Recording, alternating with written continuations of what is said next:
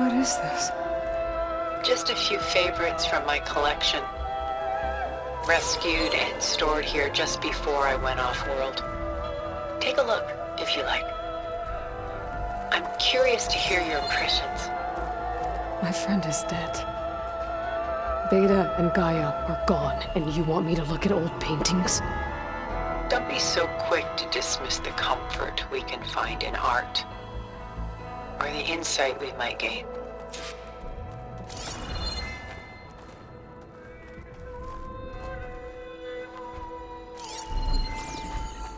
My favorite pairing on the left is Woman Reading a Letter by Vermeer, a true master. And on the right is a forgery, Woman Reading Music, which fooled experts into believing it was a priceless original. Early in my career, I became fascinated with such deceptions. Eventually, I developed scanning software that could detect fakes with unparalleled accuracy. Is that how you made enough money to buy your way onto the Odyssey? Oh no. I made my real fortune later.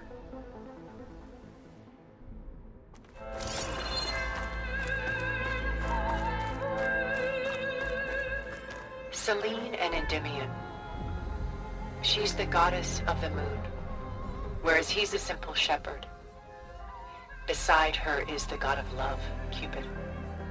So she's sneaking up on him?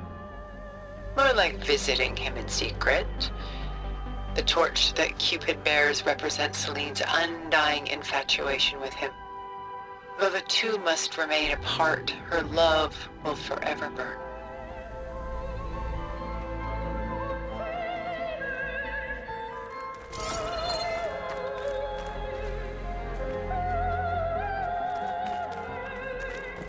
This is Rembrandt painting Jeremiah, a man in mourning.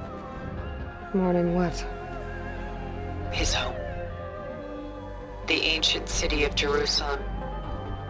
He foresaw its impending doom, but could do nothing to prevent it. So instead, he saved its treasures from destruction, just as I saved these works. You could say we're kindred spirits.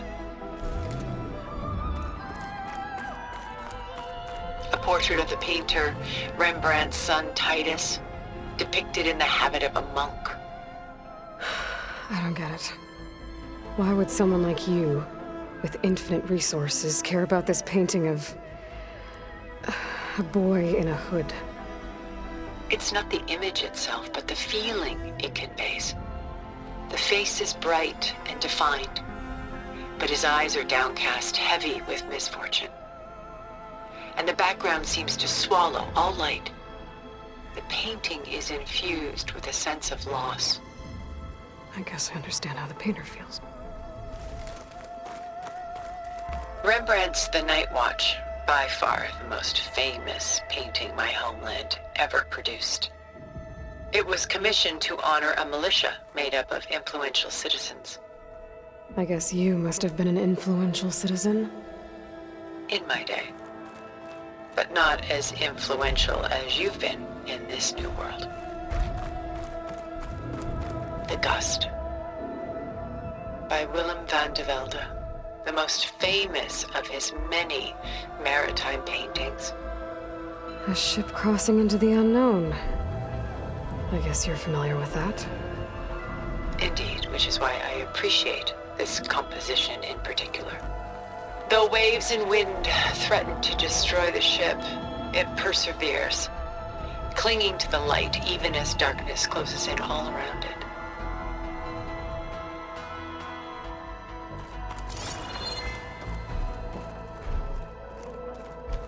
Stunning, isn't it? Paintings were the only masterpieces of my people's golden age. This is Van Vianen's Lidded Ewer, molded from a single sheet of silver. What was it for? How like Elizabeth you are. Function over form. Its practical purpose was less important than its meaning. Van Vianen created it in honor of his late brother, who himself was a famous silversmith.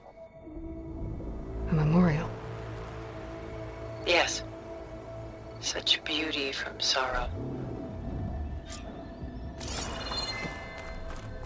A lot of weight on his shoulders. I know the feeling.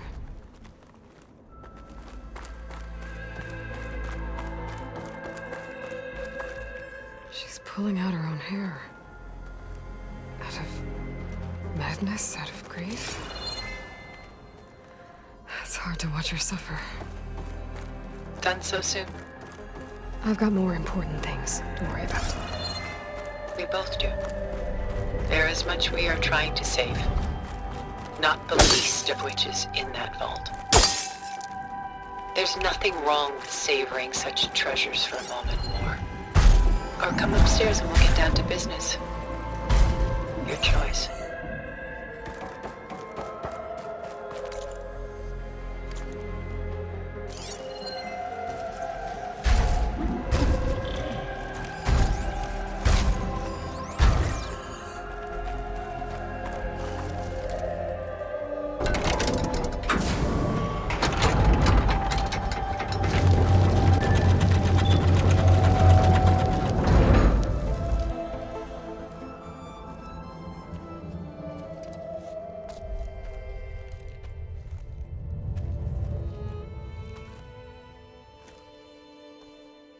There you are. Feeling better? How did you find us? At the cauldron? And what did you do to everyone right before I passed out? All business, I see. Well, suffice it to say we were keeping a very close eye on Hephaestus, knowing we would need it at some point. Your ruse didn't fool us, and as for my little trick, it was an overload of the senses, accompanied by an energy discharge. Gerard and Eric were only momentarily disoriented due to their shields, but it rendered you unconscious while I got you out. Perhaps some breakfast might steady you a bit?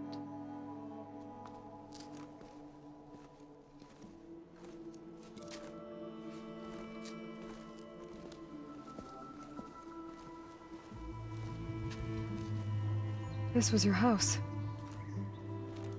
The one you recreated for Beta, in the data channel you shared.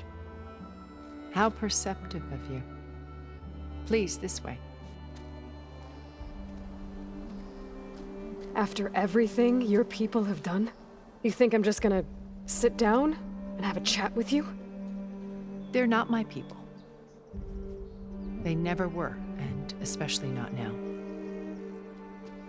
You shot off into space with them, and lived with them for 1,000 years before coming back.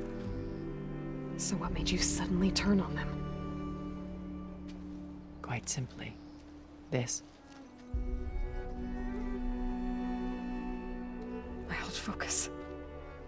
You repaired it? But that means you've seen. Incredible things. What you've accomplished in 2 decades of life.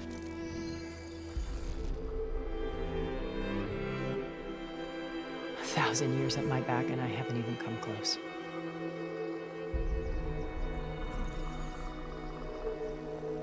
I'm sorry if I invaded your privacy, but I had to. In order to understand.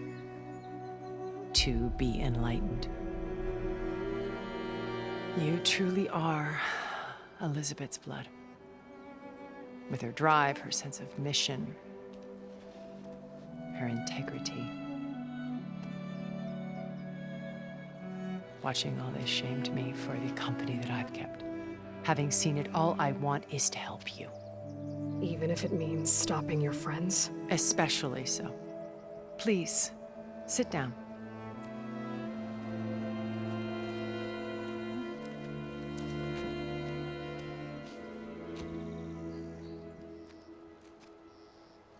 There. That's better. Now, we must recover Beta and Gaia at all costs. By now, you must know that Gerard intends to use Gaia to reboot the Earth's biosphere. Remaking this world to specifications that would only suit us immortals. This process will kill every living thing on the planet. He calls it a clean install. Not if I stop him first. Not if we do. And once he and the others are gone, we can work together to fulfill Elizabeth's dream. I'm sure Beta told you that there's a build of the Apollo database on board our ship. A complete collection of human knowledge. With that and Gaia, we could do everything Elizabeth wanted. Heal the biosphere, educate the people of this world, uplift them. Create the world she imagined. Let's not get ahead of ourselves. From what I've seen, your friends are invincible. I do wish you would stop calling them my friends. And they're not invincible. In fact, a friend of yours has found a way to defeat them. Silence. Oh, he's been a busy bee, building an army powerful enough to crash through Gerard's precious base. Regala and her rebels. Even now, she's preparing a final march on the Tenakth capital. When she wins, she'll have the entire tribe under her control. Hundreds of warriors and machines to throw at the base. She's been duped. They'll all perish, of course. But it should be enough to break Gerard's defenses and allow Silence to kill him. Along with all the others. Using the new weapon he's developed. Yes, he's found a way to circumvent our shields. Truly an exceptional man. He's planned for everything. Except you and me. You see, while his army is battering down Gerard's doors, you and I will sneak in through a back way. One that only I know about. While Silence and my friends are busy battling each other, we'll take back Beta and Gaia. I told you I want to help you. I mean it.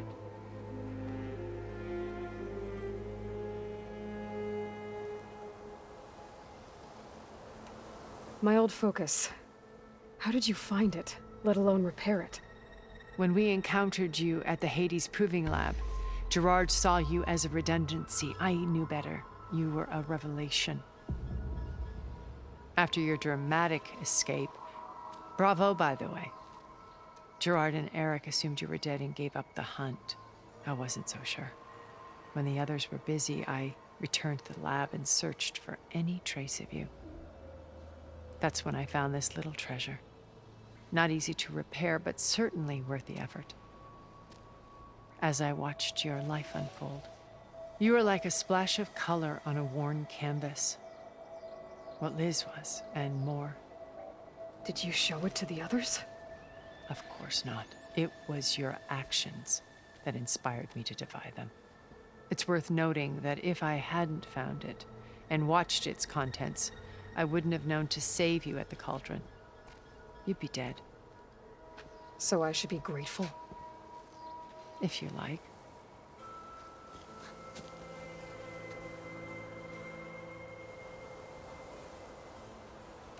So you know all about me. What about you? What would you like to know? Well, start with your life on Earth. When I was 8, terrorists flooded my home city. Thousands drowned, my parents included. I was one of the few who survived. My guardian sent me to boarding school. Among my peers, I was the strange girl, the orphan to be avoided. All because of circumstances beyond my control. Oh. So we're a lot alike, huh? Aren't we? You were an outcast. But you didn't let that stop you from getting what you needed. Neither did I. I climbed my way out of desolation and used my wits to build a fortune.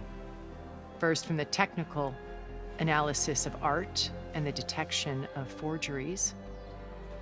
Profitable expertise in those days. But as it turned out, the software I developed was even more useful for counterintelligence. From there, it was only a short step to gathering extremely valuable intelligence on my own. You were a spy? More like a service one could turn to for information. I had to remain anonymous, of course, to protect my privacy. But despite that anonymity, Far Zenith inevitably sought me out. What happened when Far Zenith approached you? They painted an irresistible vision of humanity's future. One where we need not fear illness or death, where we explored the furthest reaches of the stars and thrived. It was only later that I realized that they only intended to bequeath this future to the rich and powerful. By the time I finally figured it out, the walls were closing in, Pharaoh's machines were devouring the earth. So I accepted Far Zenith's invitation to a berth on the Odyssey.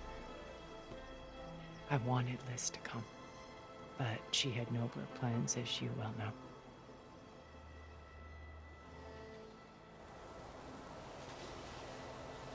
So you didn't know the other Zeniths were monsters until it was too late? I knew some of them were, certainly. It wasn't until we were off-planet that I understood the true scope of their greed. I was grateful to simply be alive, but the others became obsessed with a kind of effortless immortality. They built a colony where machines serviced their every need, where any memory or fantasy could be endlessly savored in virtual reality. It wasn't life. It was stultifying, a pampered dream state. As the decades passed, I withdrew more and more, alone yet again, but this time with eons to consider my mistakes. Now finally, having met you, I feel like I have a second chance. To do what? Help you, of course. To fulfill Liz's dream, which isn't so different from Far Zenith's original vision. A better future for humanity.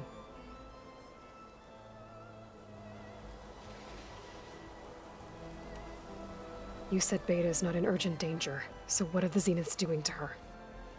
Putting her to work. Merging Hephaestus with Gaia. A difficult, time-consuming task, as I'm sure you know.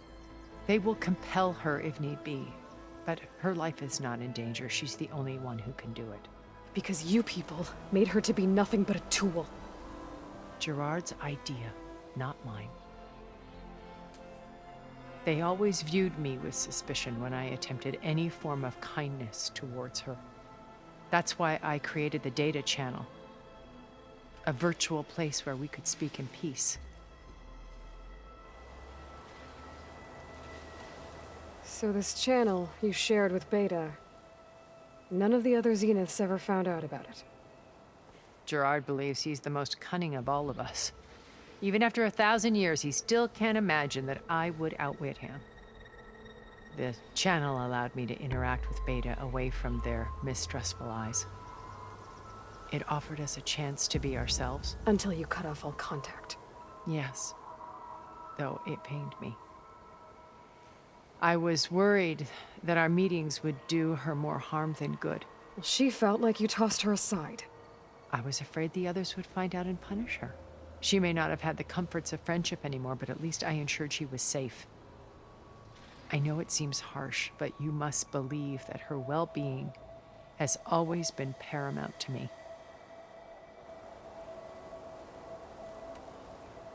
Why did you make the data channel look like this place? I built this house as a shelter to weather any storm.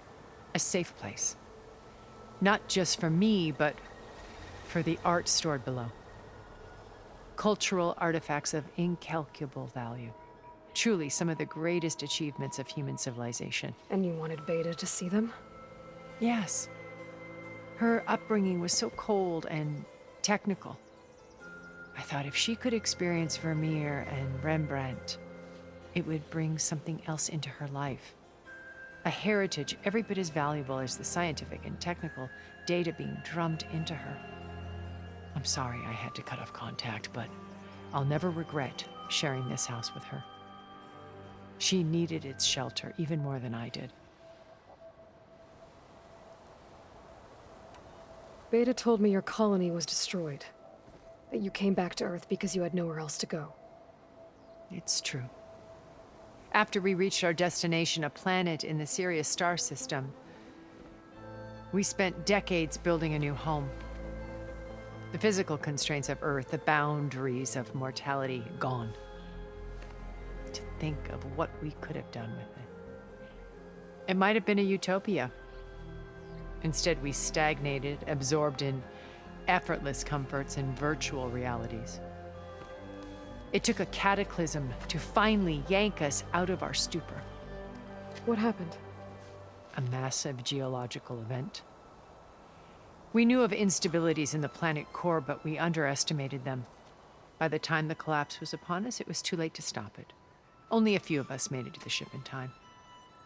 We set course for Earth, the only safe harbor left to us. Which you decided to make unsafe for anyone else. Not me. Gerard. He believes it's better to wipe the canvas clean than work around the smudges. No more primitive tribes, no more combat machines, only a blank slate to do with as he pleases. But we will stop him. All we have to do is get into that base. What exactly is your plan to sneak into the Zenith base? We will make use of a lesson I learned from an early age. Always know your exits. In this case, a place where Gerard's new construction meets the ancient foundation, a passage that only I can access. When Silence flings his army at the base, we will enter through this back door, bypassing most of the fighting. The distraction will provide us with a window in which to rescue Beta and Gaia. Once we're inside the base, where will we find Beta and Gaia? Here in the command center. By then, Gaia will have been reunited with all of its subordinate functions, including Hephaestus. What about the alpha build of Apollo on your ship? A simple matter of recovery once the others have been dealt with. With that in hand, we'll have everything we need to make this world as it should be. How do you know about Silence's plan? He isn't the only one adept at spyware. You hacked his focus? No, he's too careful for that. But his subordinates? Not so much. He gave additional focuses to the tribals he branded the Sons of Prometheus. The ones working with Regala. By tapping their focuses, I learned about most of his dealings. The distribution of override technology, the arming of Tanakh rebels, and the secret pact with Regala to attack Gerard's base. But how did he come up with a weapon that can take down your shields? That's the one thing I haven't been able to figure out, but however he did it, I'm quite certain it will work. With it and the Tanakh army, victory seems to be within his grasp. Such a shame he'll be disappointed. Regala's only interested in killing Hikaru and waging war on the Karja. What does she have to gain by attacking Zenith? It's the price she must pay for her war. Without the ability to override machines, her little rebellion would have languished in the desert. So she trades with the Sons of Prometheus. Machines to help her overthrow Hikaru. In exchange for an assault on the base.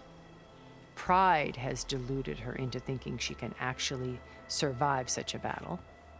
And all without ever knowing who the Sons of Prometheus really answer to.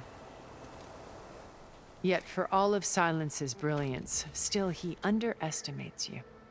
That blind spot is what will allow us to take Beta and Gaia right out from under him. While hundreds of Tanakh are cut down outside. So you knew Elizabeth. What was she like? Liz was everything she was. I see in you. And more. Your ingenuity, your determination, your moral compass. You've managed to distill her greatest qualities and make them your own. I'm not asking about me. Tell me about Elizabeth. What was she really like? The honest answer is that I don't actually know.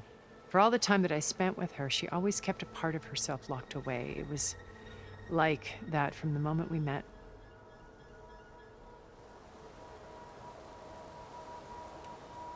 So when you met Elizabeth, she was what? Distant? Aloof? Not aloof. Not exactly. It was a summit in Paris about machine learning, a touchy subject in those days, because regulatory authorities were just starting to clamp down on AIs. Liz gave the keynote address. She had already achieved great renown for her work in automated environmental reclamation. But in her address, she was just starting to imagine the next step, an AI-driven system that wouldn't just act on its programming, but actually take responsibility for its sphere of influence. To care about life. Not just follow orders. Revolutionary stuff. I was fascinated. And I wanted to meet her for a long time. I watched her after her talk. She had spoken with such moral authority, such empathy. But after that, she retreated. I could tell she felt uncomfortable with all of her admirers. It was as if giving the talk had cost her something. I didn't want to be a pest, so I planned my approach carefully. So how did you finally approach Elizabeth after her talk? I picked the right moment. The morning of the next day, right as she came back to the conference, she had just had her coffee. She was fresh, rested. It was like she had braced herself for the onslaught of colleagues. I asked if I could walk with her, then put forth a question about her talk that I thought was intelligent. Her answer made me realize it wasn't, but she was very welcoming. Almost as if we were previously acquainted. It was only halfway through the conversation that I realized she knew exactly who I was. It was quite a shock to me. My business was trafficking in secrets, and I took great pains to protect my anonymity. So that was Liz, perpetually one step ahead. I came to view our meeting as a metaphor for our friendship. She always seemed to know me far better than I knew her. I guess I know the feeling.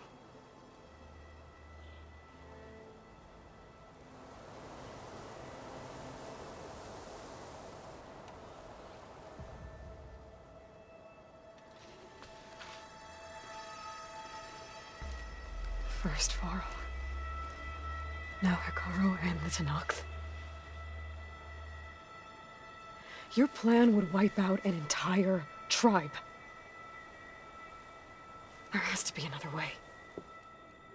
We are in an admittedly desperate situation, but I assure you there isn't.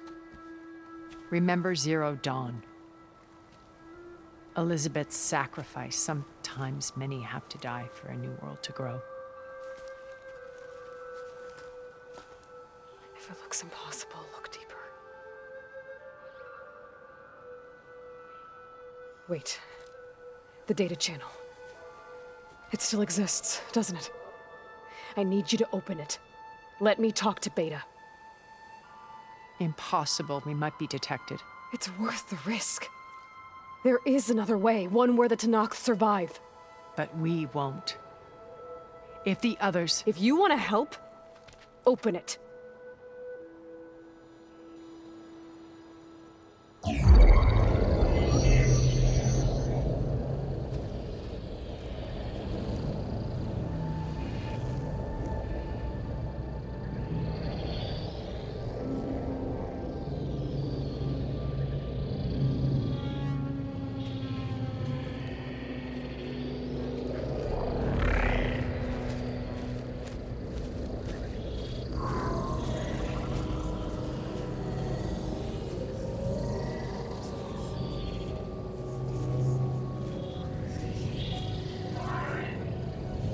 What are they doing to her? Virtual reality dissociation. The manual merge of Hephaestus will take hours upon hours of tedious micromanagement. If she resists the work, they run simulations to induce feelings of isolation and despair. Beta, can you hear me? You're alive. They're watching me. I can't hold up this extra projection for long. You should have killed me. No. No, look at me. I'm coming for you. I promise. Okay? I just need you to hold out a little while longer and work on the merge.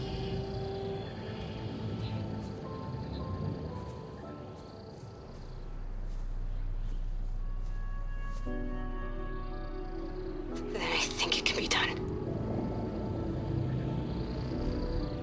I'll contact again when it's time. Can you hold on? As long as I know you're coming for me, I can endure anything.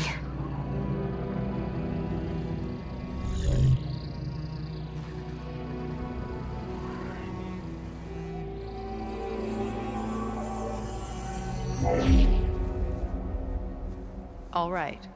I did as you asked. Now I think you need to tell me what you're planning. I'm going to take Silent's army away. I don't need it. Only the weapon he made to penetrate your shields. And how do you propose to get it? Ask him nicely? Without Regala and her rebels, he won't have a choice.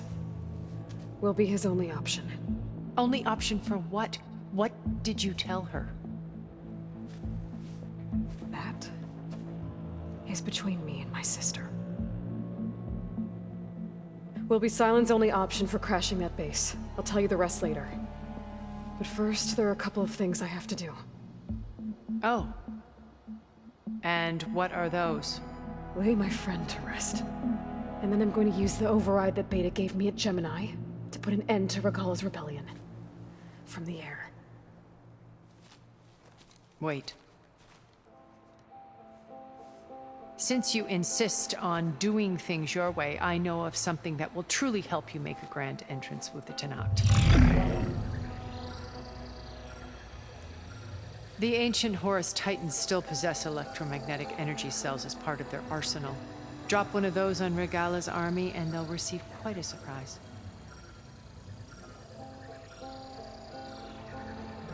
So go, do what you must. I'll come to your base if you manage to bring Silence to the table. Not if. When.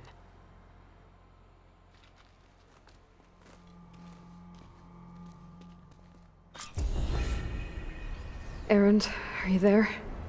Aloy! Aloy, is that really you? Yeah, it's me. Where's everyone else? We're all... we're back at base. What happened? It might be easier to explain in person. I'll try to join you there when I can. Okay. We'll wait here for you. It's good to hear your voice, Aloy.